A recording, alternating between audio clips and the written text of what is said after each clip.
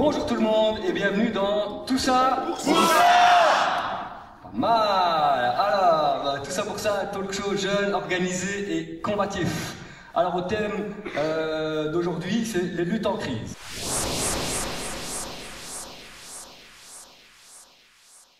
Qui dit crise, dit chômage, dit emploi, dit syndicat et dit grève. Et donc, pour la première discussion, j'avais Thierry Muller, Jalil Bouridan et Romain Porio.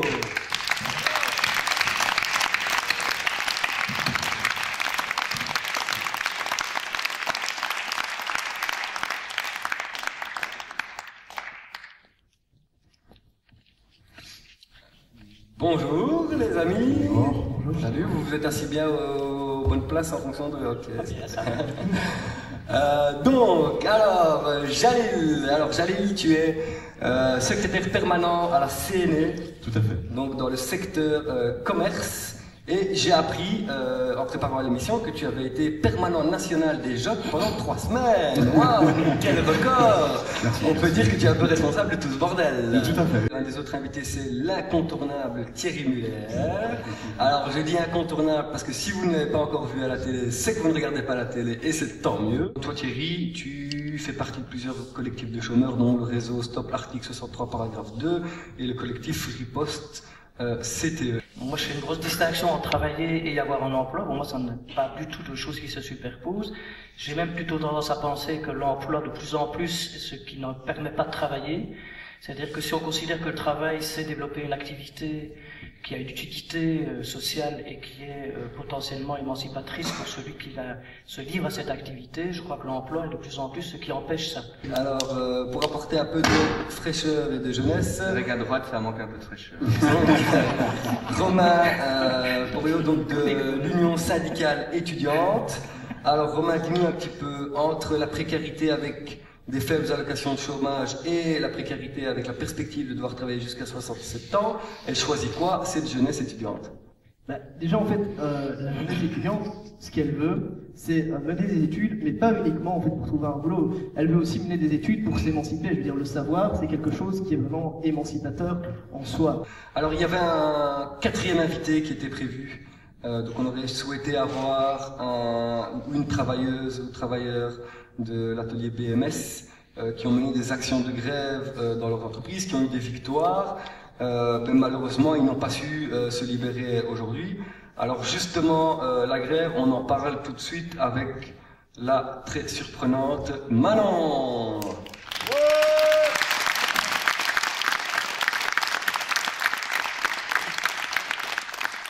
Alors, salut Manon. Bonjour Sim. Oui, je pense qu'il ne faut pas toucher à son micro une fois qu'il est mis. Ne pas toucher, voilà. C'est-à-dire ne pas mettre ses mains dessus. Alors maintenant, toi tu fais partie des Jocs de Namur, vous avez été initiateur d'un mouvement de grève, combatif à Namur le 15 décembre, pardon, 2014. Cette grève du 15 décembre, comment est-ce que tu l'as vécue? Elle s'est très bien passée. Maintenant, on n'était pas beaucoup. C'était un peu dommage comparé à Bruxelles, Liège ou des autres villes. Maintenant, je pense qu'il faut commencer à conscientiser les gens pour être un maximum et pouvoir s'organiser activement. Ok, super. Et alors, quels ont été tes sentiments, toi, par rapport à ce mouvement de grève? Bon, j'étais un petit peu déçue, forcément, parce qu'on s'attend à avoir beaucoup de changements, mais ce n'est qu'un début. Continuons le combat. Super. Alors, peut-être les autres invités, donc, avoir votre avis sur la grève. Alors, la grève, vous en pensez quoi? Moi, je pense que la grève avait des côtés positifs, faut pas l'oublier, c'était une grève historique, quand même, qui a été difficile à construire parce que il y a quand même pas mal de pression aujourd'hui, beaucoup de travailleurs intérimaires. Je veux dire, on s'est battu pour deux choses, on s'est battu pour mobiliser les gens lors des différentes grèves, mais aussi, on s'est aussi beaucoup battu pendant ces grèves-là pour pas que le personnel intérimaire remplace le personnel gréviste. Et on sait très bien la pression qui est faite, là je suis d'accord avec toi, que les travailleurs sans emploi, on les utilise, on aime bien qu'il y ait une manne parce que ça permet de faire une pression sur les travailleurs avec emploi et de leur dire, bah, si demain tu fais grève, il y en a 10 000 qui attendent dehors. Et donc ça, c'est la difficulté qu'on connaît aujourd'hui, une précarisation de l'emploi et donc une difficulté à mobiliser les gens. Je pense que justement, pour impliquer les gens, bah, il faut qu'ils se sentent concernés. Et je pense que par exemple, nous les jeunes, l'austérité, on la vit comment? Bah, on la vit dans l'enseignement, au sens où, bah, vu qu'on a beaucoup moins d'aide sociale ou des trucs comme ça, on est obligé d'être, de jobber et tout ça. Et donc, je pense que, il faut trouver, en fait, il faut partir du concret, c'est-à-dire le vécu de chaque catégorie de la population qui subit l'austérité, et après les amener dans un mouvement vers la base pour s'organiser avec un truc qui crée un rapport de force. Et la grève, pour moi, c'est un très bon outil. Donc effectivement, je suis d'accord avec toi de dire il faut questionner l'austérité. Si c'est Di Rupo qui paye qui nous fait payer la dette ou un autre, on s'en fout.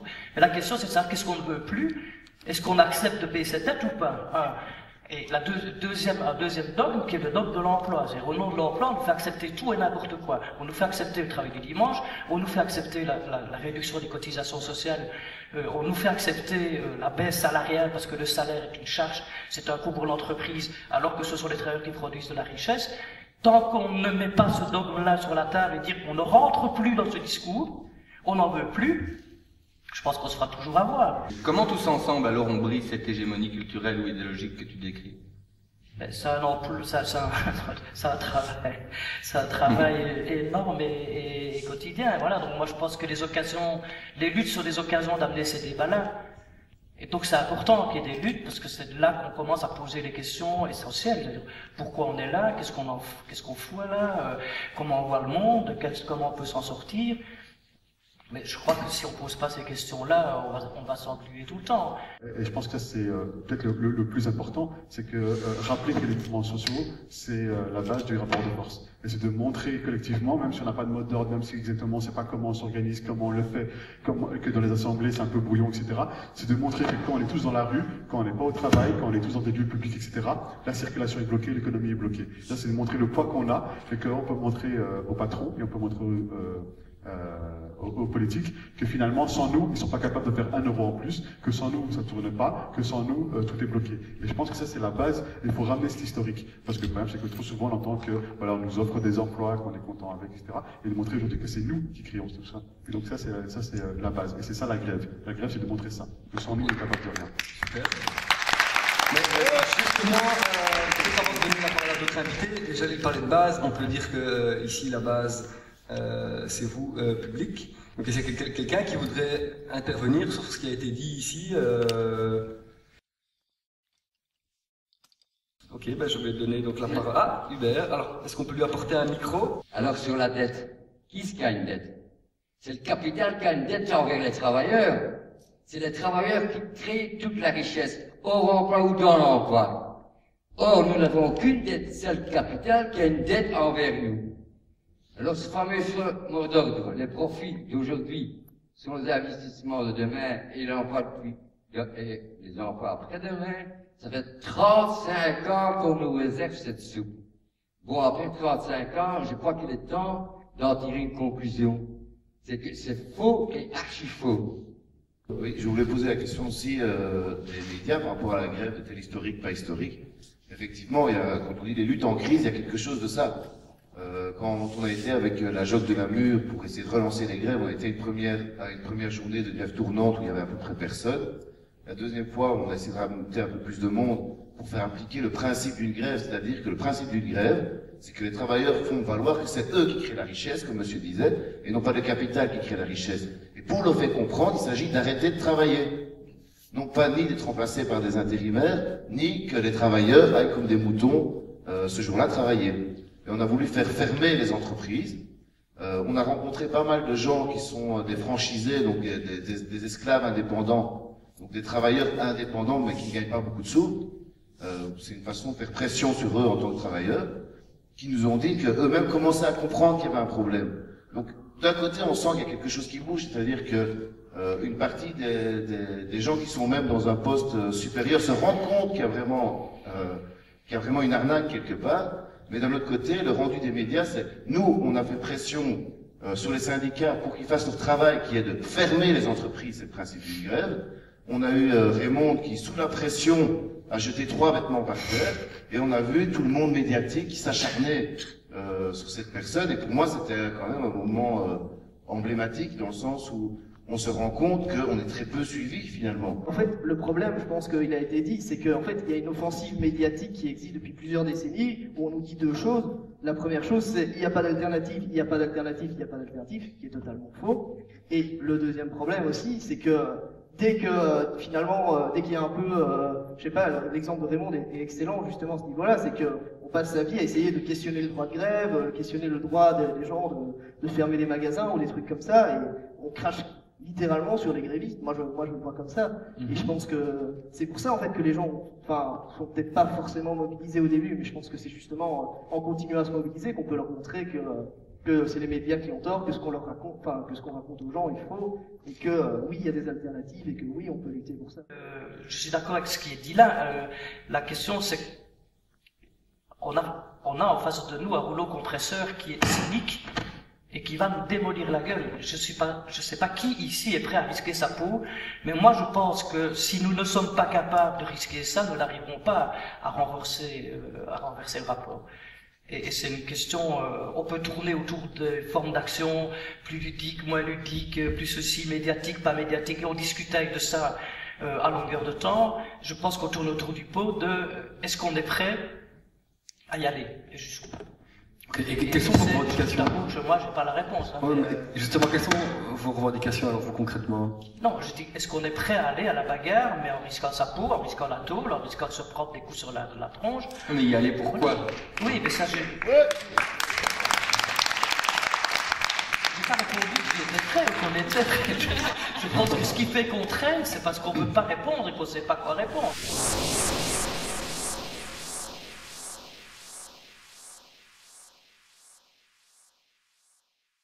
Et donc, sans plus tarder, comme je disais justement, nous allons parler des médias. Accueillons donc Ludovic de 48 FM, Laure du collectif Krasny, Greg du journal C4 et Maxime de ZTV.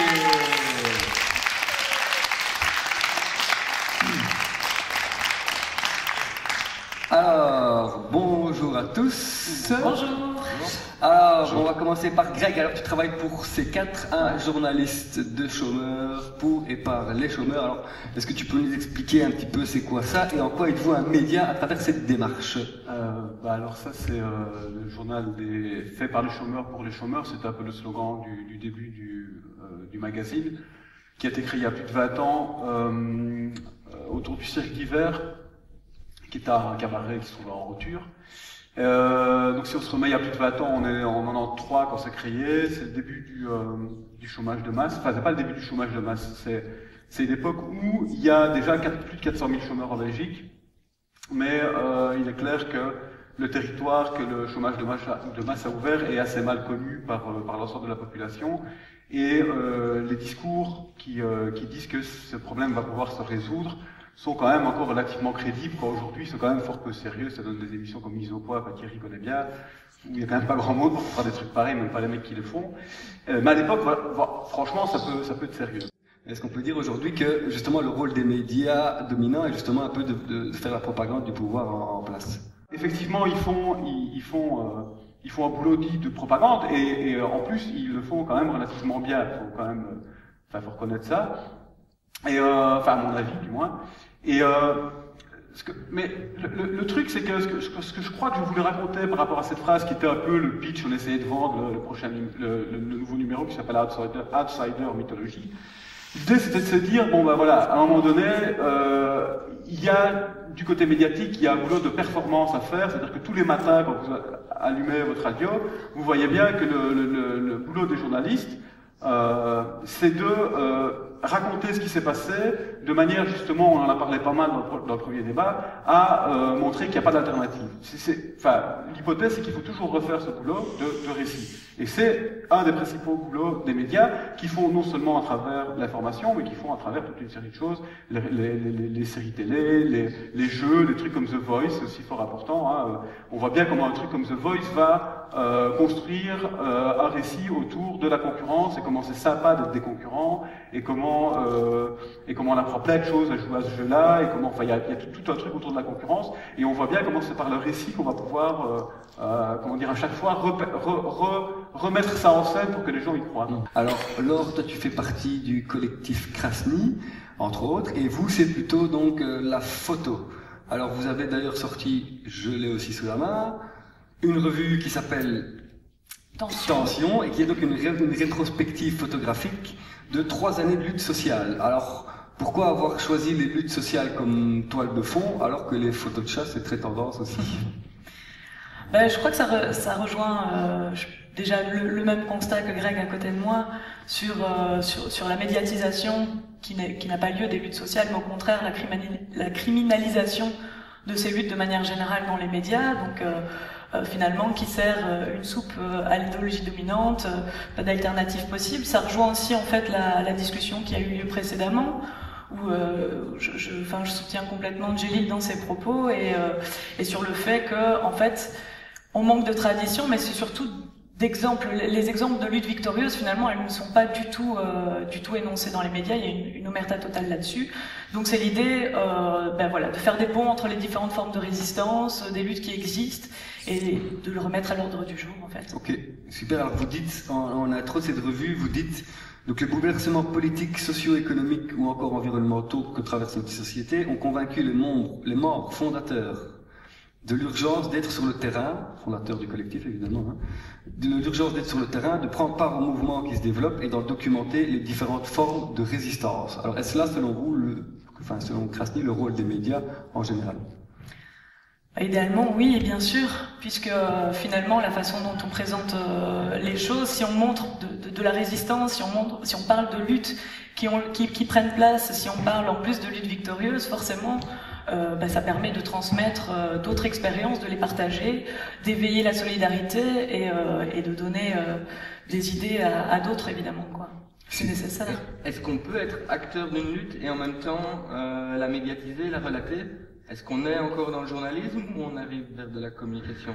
C'est intéressant comme question parce que ça pose un peu la question de la neutralité d'une certaine manière et nous on part du point de vue franchement qu'on vienne me le contredire, qu'aucun média réellement n'est neutre. Donc de toute façon, il y a une position qui est prise. Et nous, on prend le parti de l'assumer, cette position, contrairement à ce que font en fait les médias traditionnels, d'assumer cette position et de dire oui, on n'est pas neutre, on prend parti. Et pour prendre parti finalement, pour réellement relayer toute forme de résistance et les personnes dont on parle, finalement, le mieux, c'est d'être à leur côté, évidemment. Maxime, toi, tu nous viens de Zine TV, et donc vous, à Zine TV, votre truc, c'est l'audiovisuel et la formation.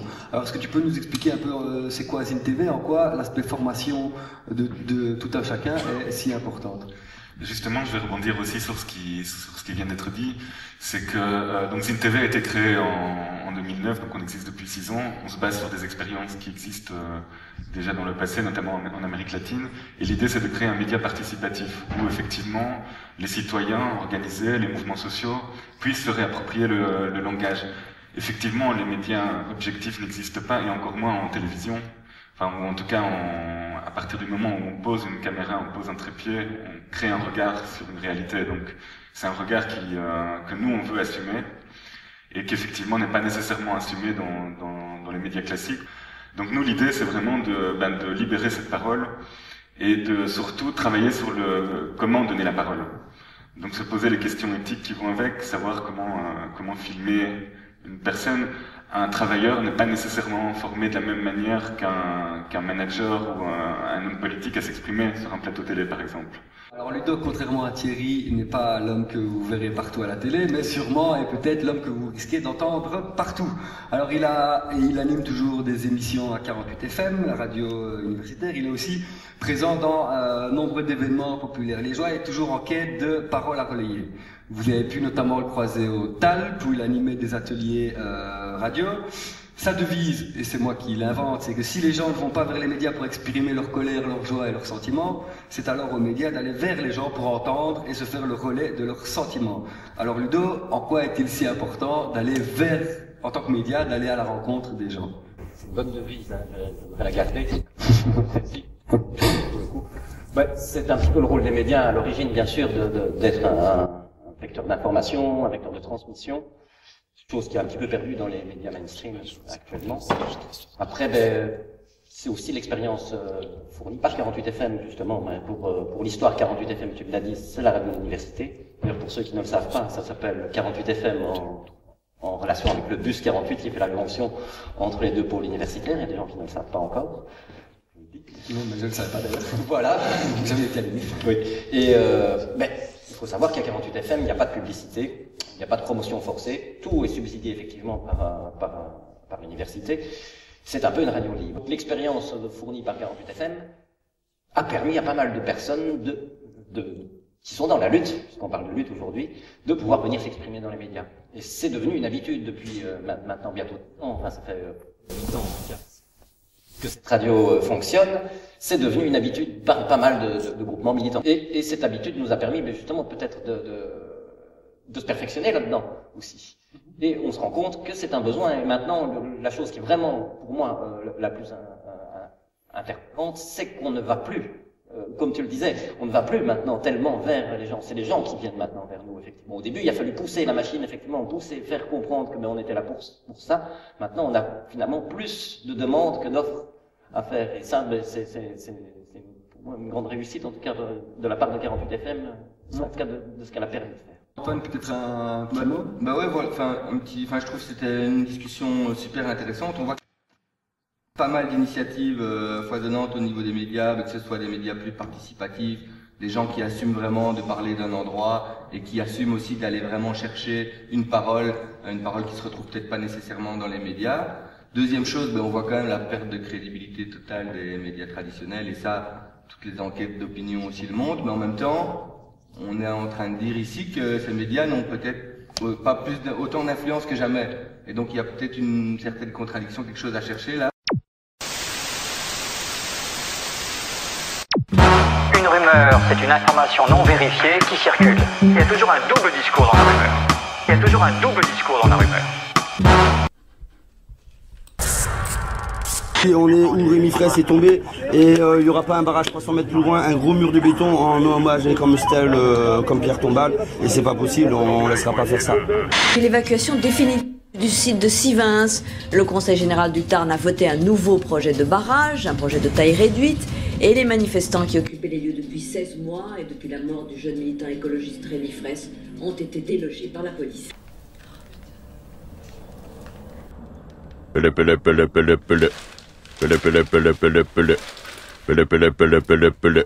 Allô?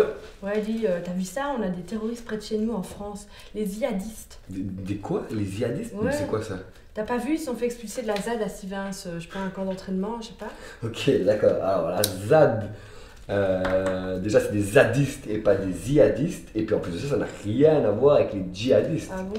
Et oui, la ZAD c'est zone à défendre à Sivins. Alors l'État veut détruire une zone naturelle pour y construire un barrage. Alors les zadistes, des gens comme toi et comme moi, ils occupent les lieux pour empêcher ça, quoi. Bah pourquoi ils veulent empêcher un barrage? À vrai dire, c'est pas vraiment le barrage le problème, mais qui dit barrage dit zone inondée, et ici je pense que c'est plus ou moins 120 000 m² de terre perdue pour se nourrir. En plus de ça, ça a des conséquences écologiques désastreuses, et puis ça ne sert qu'à enrichir certaines multinationales, quoi. Ouais, j'avais pas vu ça comme ça. Mais t'es sûr de ce que tu racontes? Parce que c'est des terroristes quand même, hein? Mais ouvre les yeux, c'est les médias justement qui jouent sur les amalgames pour les apparenter à des terroristes. Alors que pour moi, ceux qui utilisent la violence pour faire passer leurs idées, C'est l'État, justement. Ben, les djihadistes dans tout ça. Alors, les djihadistes, ils n'existent pas. Les djihadistes, là, ils n'existent pas. C'est à imaginer. C'est soit ils se trompent, ou soit ils ont fait exprès, mais dans tous les cas, c'est grave. Et t'imagines en plus l'influence qu'ils peuvent avoir sur les gens, quoi. Ouais, mais tu crois qu'ils sont trompés? C'est grave quand même. Ouais, je suis d'accord. Bon, ouais. En fait, ouais. Faut pas toujours croire ce que les médias racontent. Hein. Voilà, exactement. D'ailleurs, je vais t'envoyer quelques liens pour que tu puisses vérifier tout ce que je te raconte. Mais par contre, je dois absolument te laisser parce que je suis super occupé pour l'instant. Ok, ça va. Allez, ciao. Hein. Salut, ouais, ciao. Faut arrêter de prendre les gens qui croient les rumeurs pour des imbéciles, etc. La rumeur, elle naît de l'incrédibilité. Mais les choses n'arrivent pas par hasard. Cette rumeur, elle a un fondement. La rumeur, c'est ce que vous avez envie de croire. Et c'est ce que vous pouvez croire. Il y a toujours un double discours dans la rumeur. Il y a toujours un double discours dans la rumeur. Il y a toujours un double discours dans la rumeur. Il y a toujours un double discours dans la rumeur.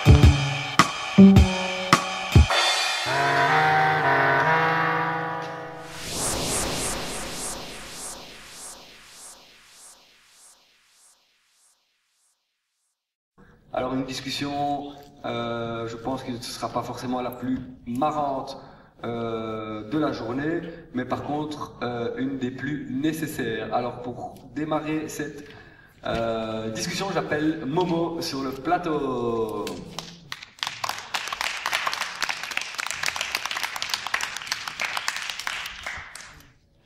Salut Momo.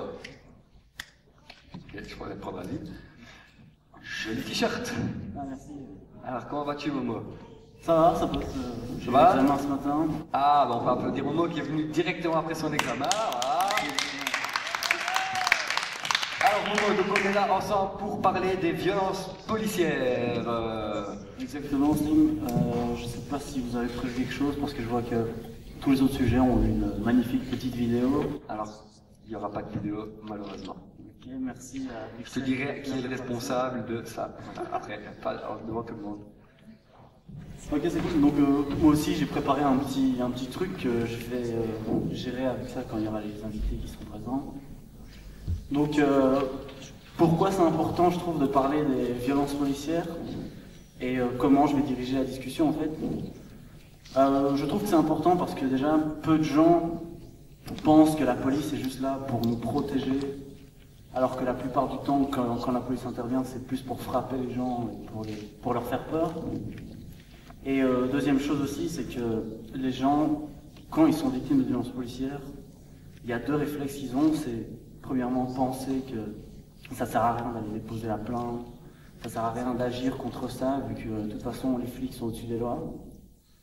Et puis après, tu as l'autre position, qui est en plus de cette position-là, qui est celle-là qui est mentale, c'est dans le mental, ils se disent que ça sert à rien, donc ils vont pas le faire.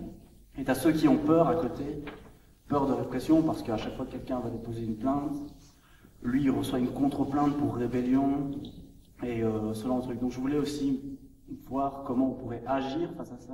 Donc j'invite sur le plateau Thomas Angler de la campagne Stop Répression entre autres, Sébastien de la SBL Change et Martin Lafontaine, invité du public.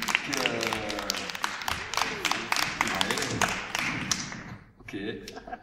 Allez, ça va, ouais.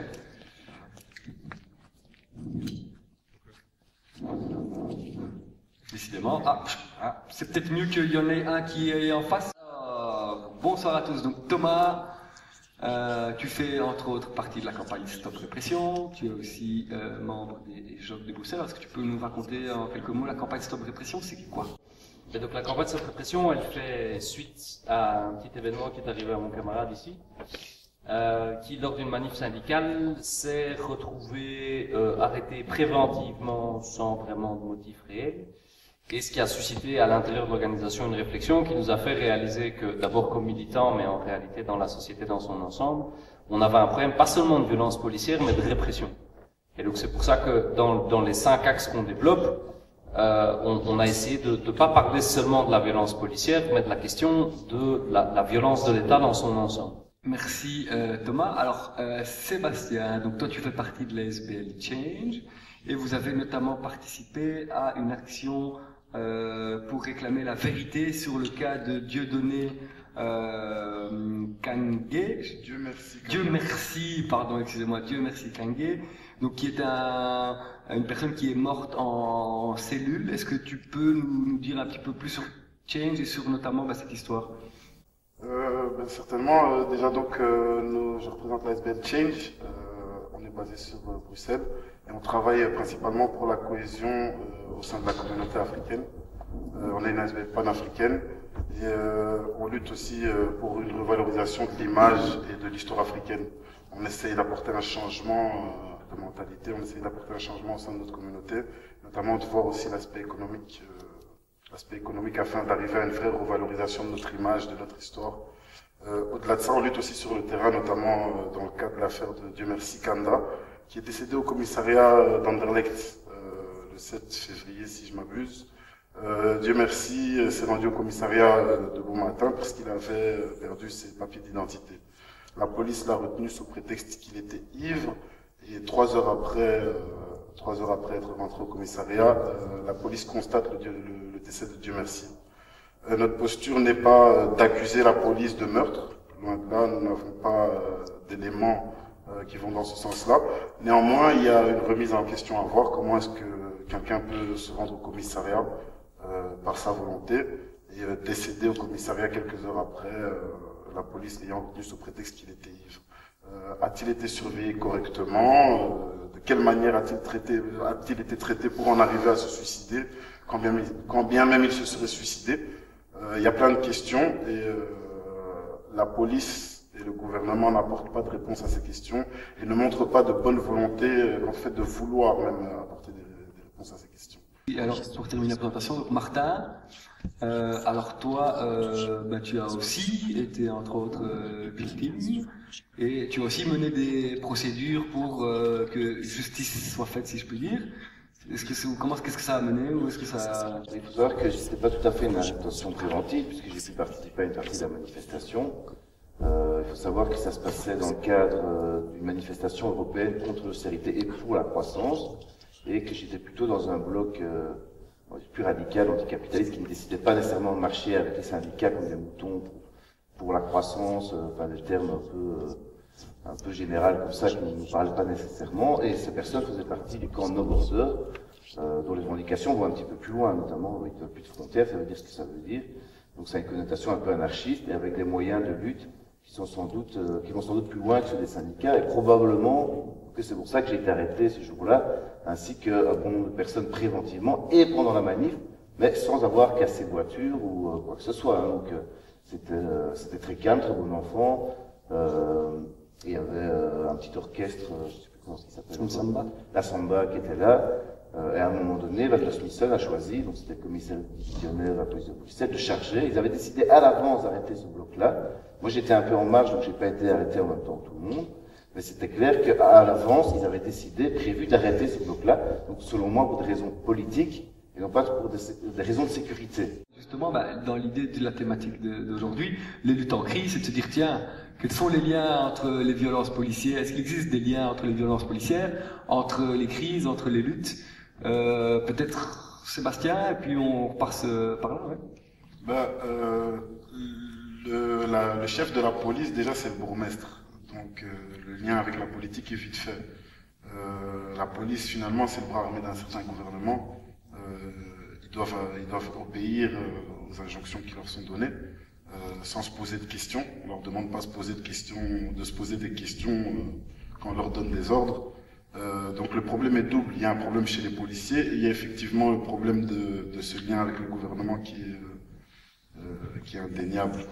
D'un côté, un gouvernement qui est toujours colonial, jusqu'à aujourd'hui. Il y a des colonies qui perdurent, qui ont juste changé de forme.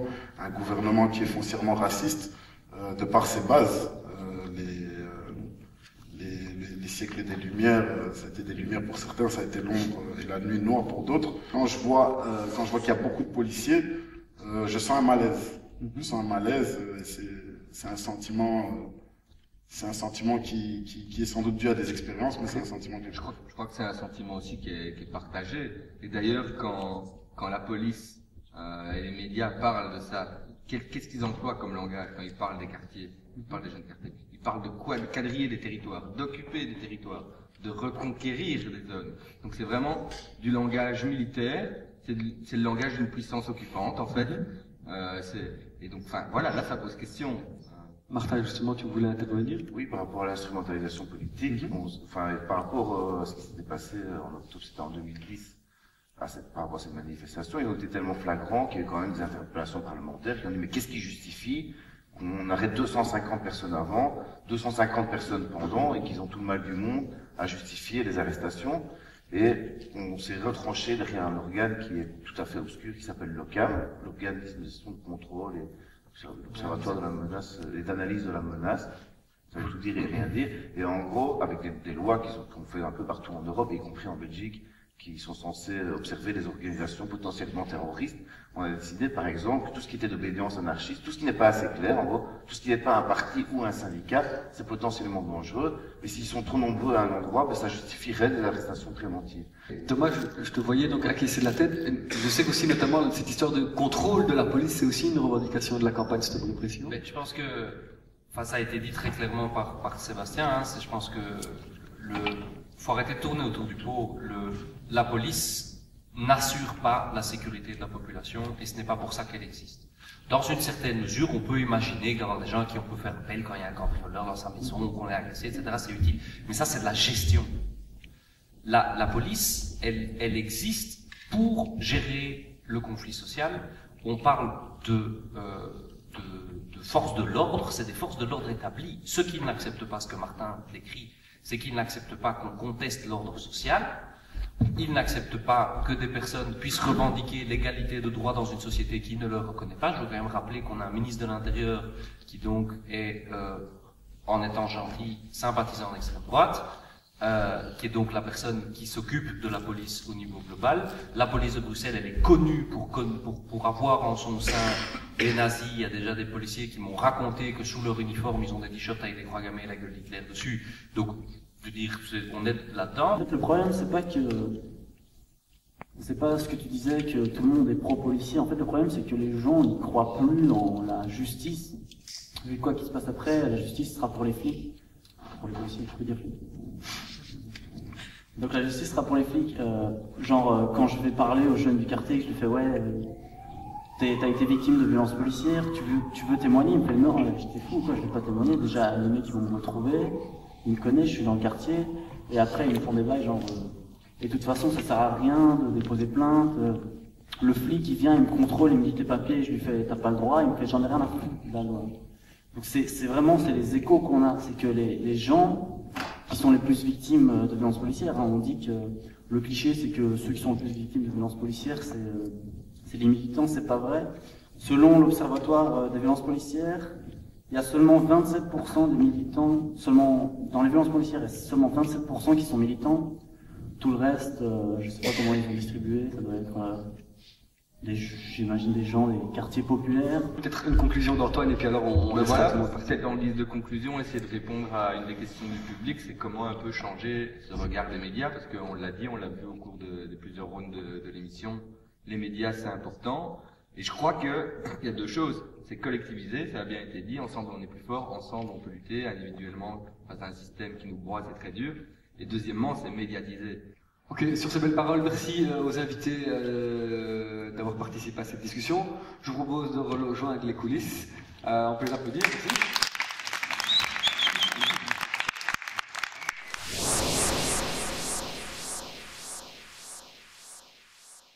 Tout de suite, nous allons discuter des artistes. Alors, loin des barbes, loin des tours et loin des avions, j'appelle Oussama sur le plateau. Ouais,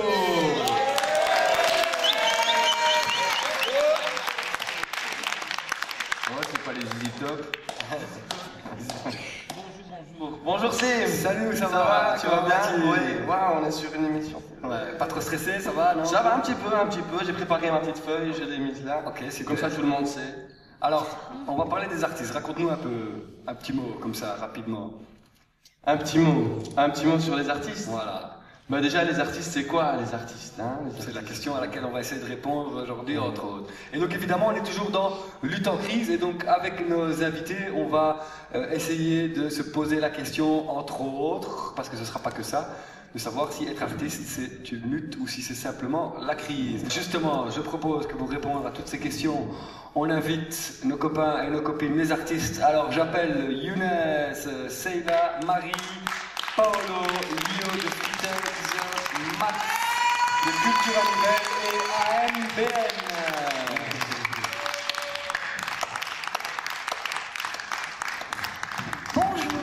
Salut. Bonjour Pablo. Salut.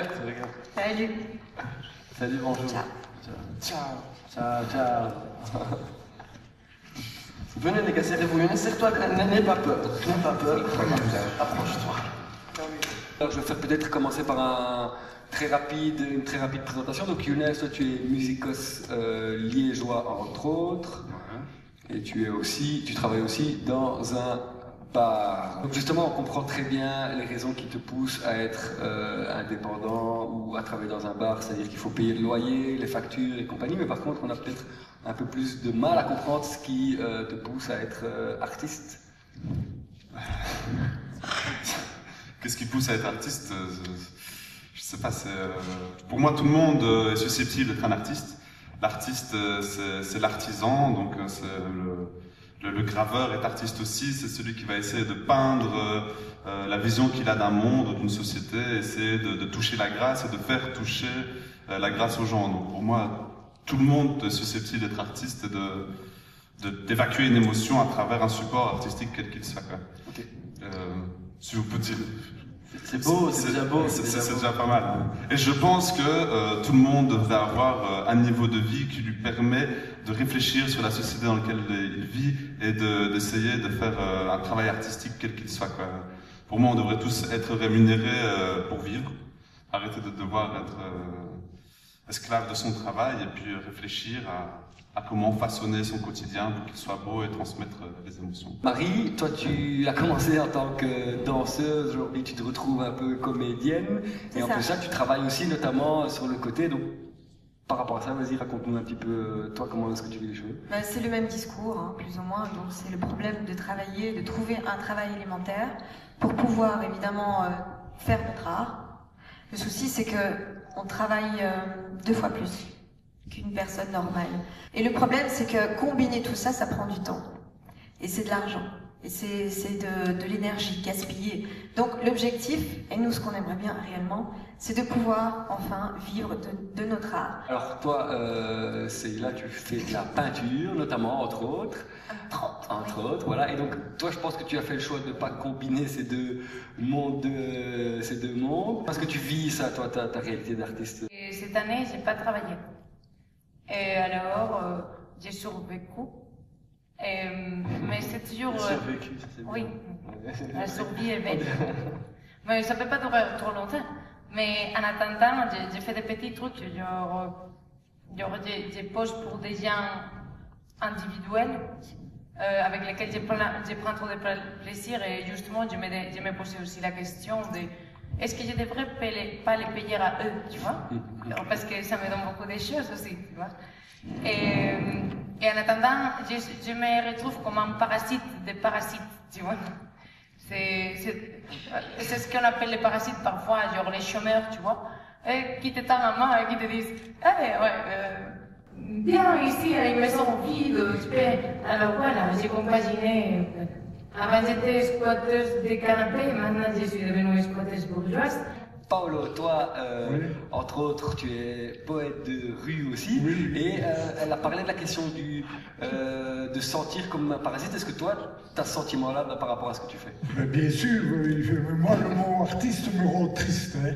Je trouve que je suis allumé. Il faut arrêter les gars, quoi. Hein. Mais c'est vrai, ça me rend triste le mot artiste parce que ça te catalogue dans une catégorie et on n'en finit jamais, quoi. Ça fait 50 ans qu'on en parle. Moi, je compte sur personne, sûrement pas sur l'État qui roule les autres depuis des années. Les mots ne les cherchent pas. L'art, on ne le cherche pas. Il est en faute tout seul, qu'on a une passion. Okay. Toi, Lionel, tu fais partie du collectif Free Tugs. Voilà, apparemment, tu n'es pas le seul dans la salle. Et donc vous faites à Fritex notamment des jolis t-shirts, mais aussi des très jolis pulls. Alors raconte-moi un peu, Lio, comment est-ce que vous, à travers cette démarche-là, vous faites de l'art? Alors, ça a commencé par tout d'abord une bande de potes. Donc, un groupe d'amis non gérables, on appelle ça, un gang. Et ça a commencé par le graffiti, tout doucement, donc street art et tout ça. Et dans une démarche un peu plus... Enfin, on grandit, donc on peut plus faire les mêmes bêtises, voilà, il y a des lois, il y a des trucs à respecter. Et on est passé à, voilà, la sérigraphie, impression textile. Super, merci. Et d'ailleurs, je pense que tu viens de Nivelles et que le copain juste à côté de toi, donc justement, lui fait partie du collectif Cultura Nivelles.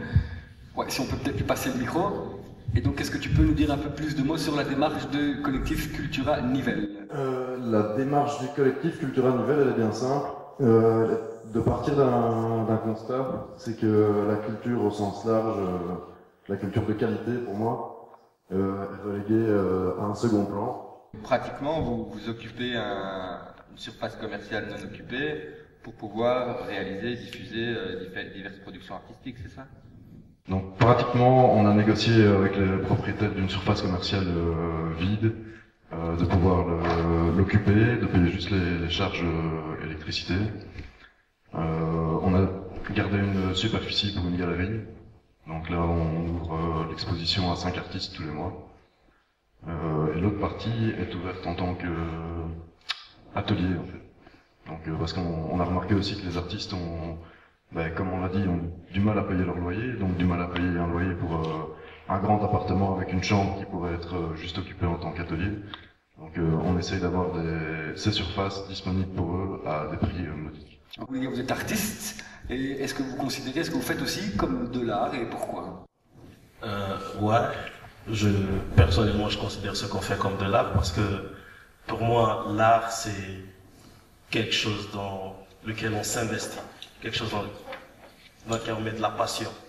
Et pour moi, à partir du moment où on met de la passion dans quelque chose et qu'on veut faire partager cette chose-là, qu'on veut partager cette chose avec les gens, c'est de l'art. Et c'est pas forcément la forme la plus bien accueillie d'art, surtout le rap, mais ça n'en reste pas moins de l'art parce que enlevant la musique, le rythme et tout ça, c'est quand même des paroles. Ça peut être de la poésie que certains considèrent comme de l'art. Donc, ouais. Super, merci. Intéressant, vu que le thème de l'émission c'est les luttes en crise, ce serait un peu savoir vous, ce que vous pensez, peut-être commencer par Paolo, le rôle de l'art dans la crise et dans la lutte, par exemple. Je crois que la société, elle doit compter sur elle-même plutôt que d'envoyer des papiers à ceux qui nous volent. Tu vois, c'est nous qui devons créer des vrais réseaux et nous n'avons pas besoin d'une cafetière électronique ou quoi. Moi, avec du papier, du bec et des stylos, même sur le béton, je t'écris sur les mains. Wow. Mais il faudrait commencer à réfléchir comme ça. C'est-à-dire et réellement, c'est un vrai métier. Réellement. C'est juste que dans leur tête à eux, on ne peut pas être... parce que c'est un hobby pour eux, c'est quelque chose d'un petit peu spirituel, ça sort du contexte terre à terre, etc. On est compliqué pour eux, c'est compliqué. Il faut travailler, d'accord, c'est un art. Faire quelque chose dans le seul but d'obtenir une rémunération, pour moi, c'est de l'art dévié.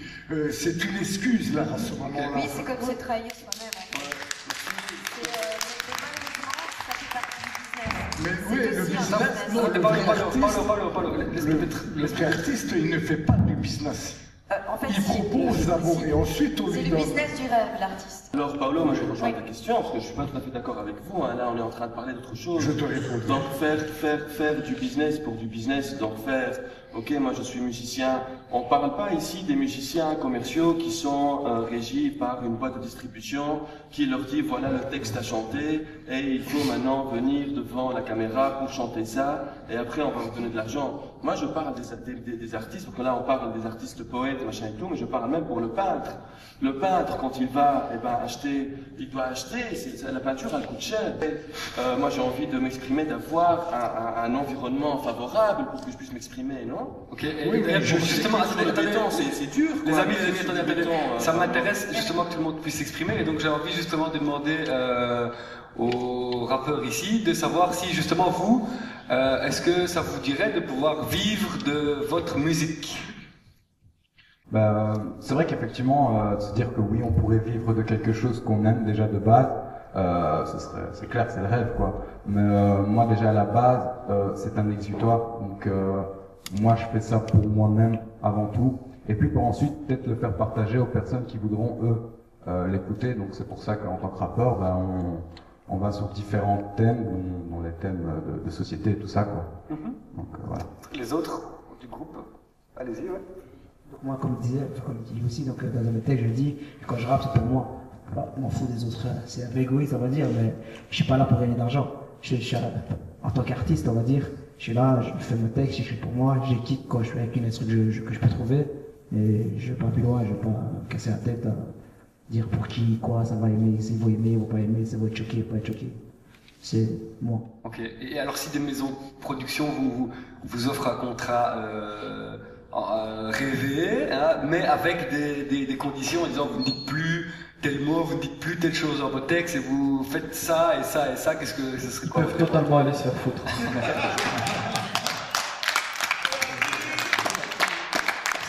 C'est totalement bien, parce que si on avait commencé à faire ça juste pour l'argent, on serait parti se trouver un petit travail de côté, voilà, on va faire notre bise de côté, on va écrire 2-3 textes, c'est juste entre nous 4 et rien à foutre des autres. Si maintenant une maison de disques vient et nous dit voilà, nous, certains publics de masse, ils aiment écouter ça, on aime passer ça à la radio, on n'a pas besoin que vous dites des trucs intelligents, ça nous intéresse pas ce que vous dites, mais ce que les gens veulent entendre, pas besoin, on n'a pas besoin d'écrire pour ça. Je vois qu'il y a des réactions dans le public, et peut-être juste avant, parce qu'on me dit à l'oreillette, j'avais dit que je devais l'enlever d'ailleurs, on me dit à l'oreillette qu'il va falloir quand même, Marie, on arrive justement à la fin du temps imparti, donc peut-être avoir des réactions du public, et puis alors tous ensemble, une petite conclusion, comme ça on peut libérer ceux qui doivent partir, peut-être que c'est bien qui doivent partir tout de suite. Oui.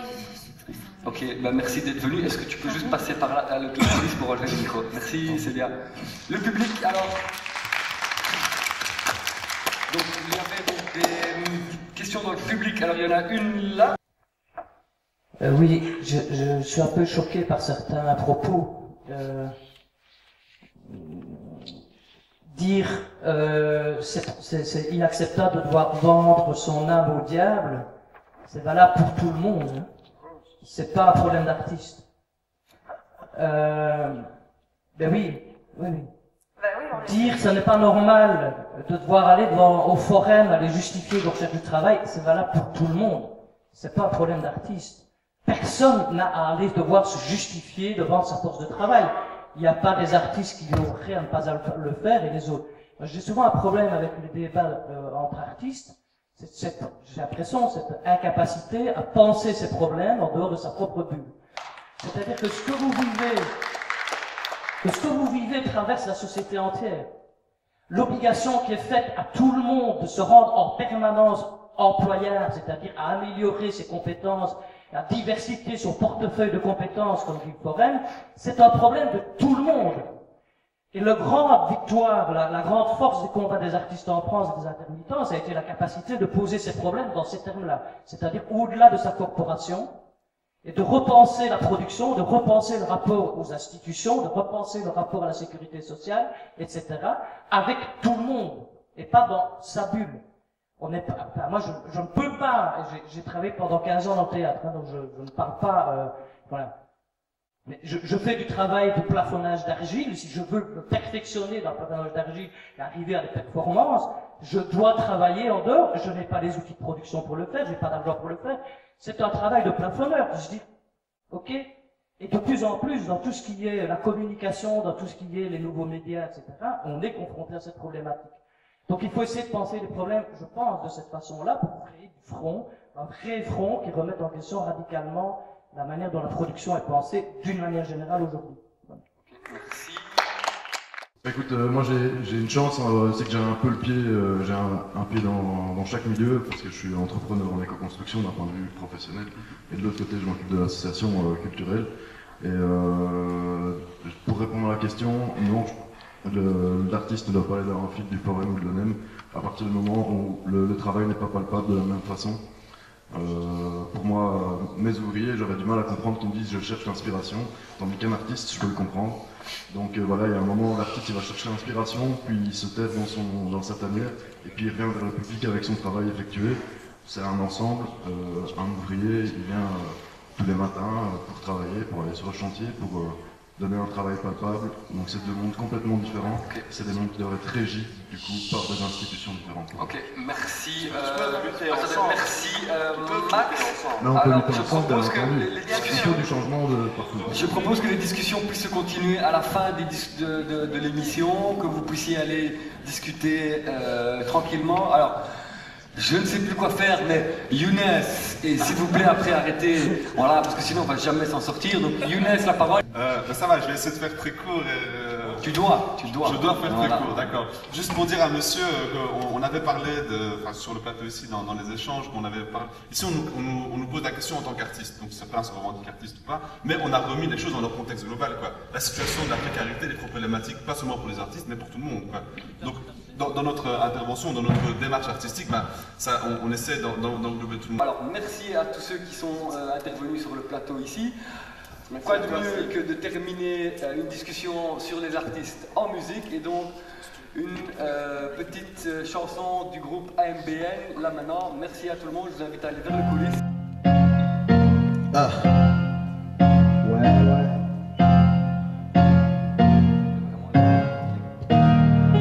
Génération itinérante, génération digitale.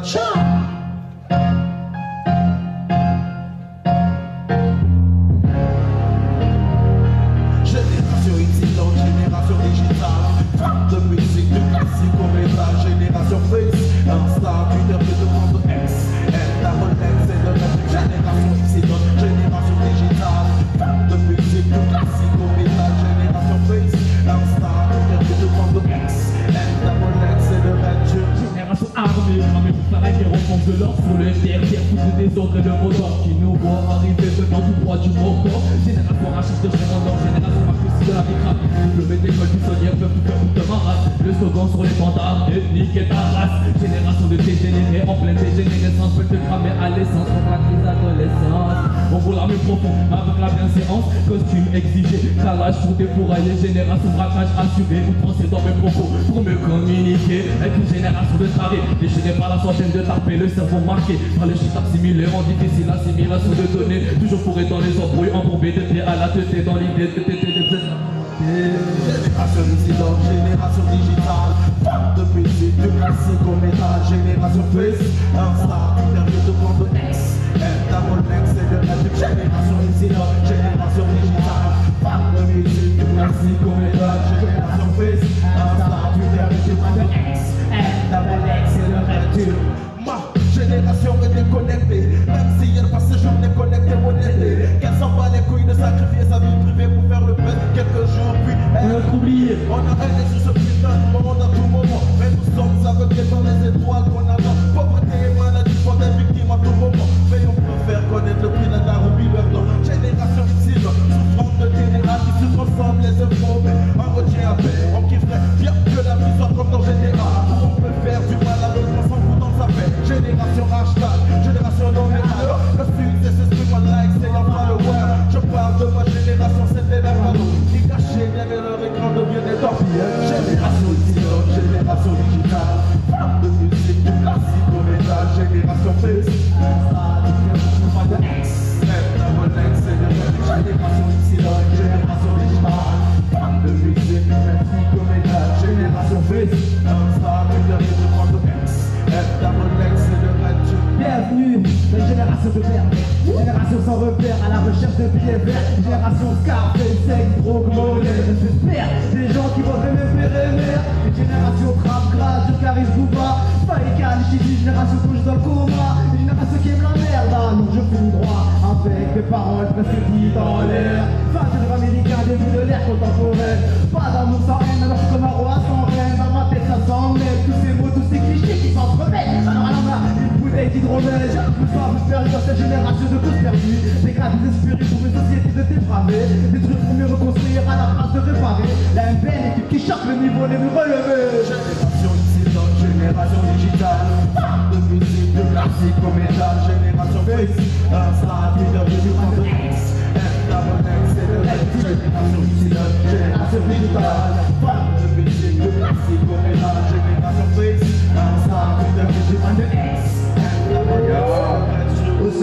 génération, cette qui gêne les nations, qui s'en petite sans modération, pour l'impossible, j'ai besoin d'évasion. Mais voyons, je suis mon époque derrière mon crayon. Les voyous, ma plume est là pour vous donner la raison. L'ambition de réussir tout son entraînement, posé avec les liens à plan, vision de la paix resplendissant, avançons même si notre époque est différente. Génération C, c'est la génération qui, génération qui, génération clic, pas, t'étonne pas, c'est génération nique ta mère, c'est comme ça, on t'apprendra pas par derrière, tu vois man, on compte pas vous satisfaire, ce sont des lobes ça, des capitalistes de merde, mais de quoi on a l'air, vous ne prenez pas au sérieux, la génération l'observe, vous nous gardez façon de jeu, génération MMO, génération vol de sa race, génération réseaux sociaux, génération des boîtes à l'âge. Génération dissidente, génération qui joue mal, de musique, de classique.